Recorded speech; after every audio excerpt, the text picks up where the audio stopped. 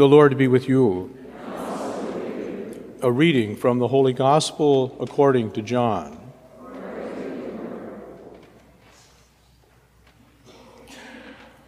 A man named John was sent from God. He came for testimony, to testify to the light, so that all might believe through him. He was not the light, but came to testify to the light. And this is the testimony of John.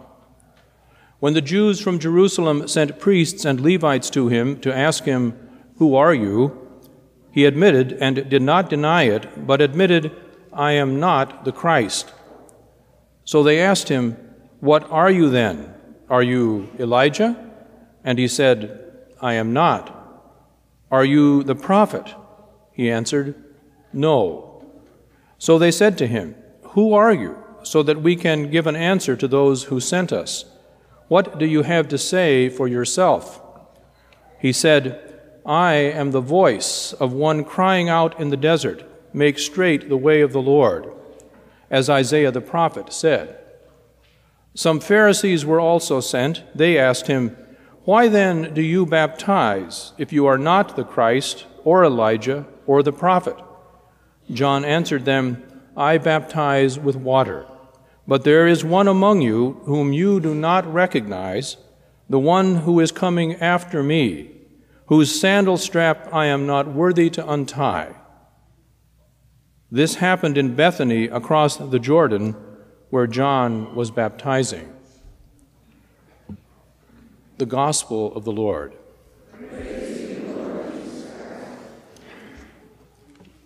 Every year, as we journey toward the birth of our Savior on this Sunday, this third Sunday of Advent, the Church calls us to the joy that is to come, the joy that we should have in this season of hope.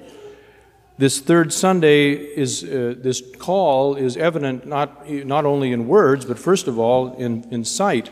At the beginning of Mass, when we lit this Sunday the rose candle.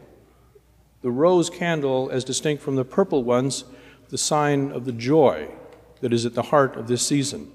And this vestment, which we wear only this Sunday and one Sunday in Lent, only twice a year, is the color of joy that proclaims just by it to our eyes that joy is on the way, and we are called to share it. And then there are the readings that sound this theme.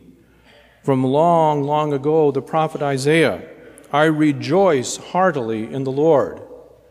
And the words of Mary in the responsorial psalm today from her Magnificat, "My spirit rejoices in God my Savior." And finally, the out-and-out command of the Apostle Paul, "Rejoice always." Rejoice. Joy, yes, and yet also coupled this Sunday with hope in the person of John the Baptist, the one who brings to the people of Israel God's promise on the verge of its completion, God's promise of the Messiah. He is the voice of this promise as it is on the verge of fulfillment. And he speaks of the need to prepare the way for the one who is coming, to prepare the way in hope. All of this invites a kind of a curious counter question. What if God made no promises? What if God had promised us nothing? Let's just imagine that he told us that he was indeed the creator of the world way back eons and eons ago, that he was the creator. Let's say that he told us that he is the providential ruler now of the universe. But of course, at the time of the Founding Fathers, for example, the deists, that would have been compatible with a distant God who set the clock in motion and was far away concerned with other things. So he tells us about the past, tells us about the present, and says nothing about the future. Nothing. Let's just say not a word about the future. Where does that leave us? Where that leaves us is in the condition of those who do not believe, in the condition of unbelievers.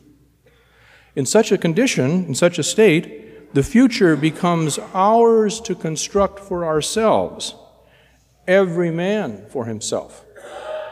And we see much evidence of this in history.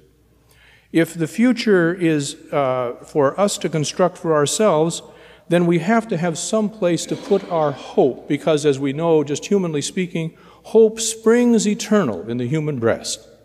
You can't not hope. You think of that. All your life, from the very first moment of your conception, you have been on the way to the future. Each of us, we're just future born, whether we like it or not. And we know that at a deep level, and somewhere we have to provide for that future that we're heading into, that we're sort of projected into. But if we don't have the promises of God to tell us about the future, and we have to make our own future, then one of the places commonly in history where people have put their hope, and especially in modern times, is in an earthly future, a perfect earthly future. And so people put their hope in politics. As we saw in the century just past, in the 20th century, untold millions put their hope in Adolf Hitler. Untold millions put their hope in Joseph Stalin. Untold millions put their hope in Chairman Mao. And untold millions perished because of those terribly misplaced hopes. There's another very common way of placing our hope in our culture, particularly today, and that is in some sort of mystical experience that is voiced by one or another of the constantly recurring gurus that comes to give us this hidden wisdom that only he or she knows. And so millions of people place their hope in such figures for some sort of mystical purification. And we've seen how those hopes have time and again collapsed and burned, so to speak. If I have to construct my own future, it's because I have no hope. I have to construct my own future because no one awaits me there in the future expectantly. No one is waiting for me there. So I have to get myself there on my own. Every man for himself. Contrast that with the words of the Apostle Paul.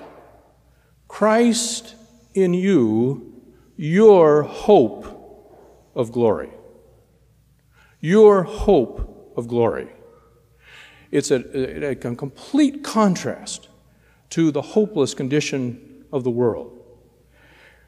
The future is here, St. Paul says. Christ in you, right now. But the future is yet to come. The future awaits me in person. Someone awaits me in my future. Your hope of glory, Paul says. Well, this hope of glory is not just an individual glory. This is the glory of everyone. So Christ in you and in me is Christ in us. And my hope is hope for all of us. It's not at all every man for himself. It couldn't be more different. And so with John the Baptist, so to speak, calling us to hope in mind, we turn to the Advent joy that is the center of this week's liturgy. Advent joy. And when we think about it, there's the joy of hoping. The joy of hoping. I remember very well when I was about 10 years old, maybe 9 or 10 years old, no more, no, I was 9 because it had to be at least 9, no more than 9 years old. We lived in Prineville, and my grandparents lived in Coquille, which was, in those days, and still is,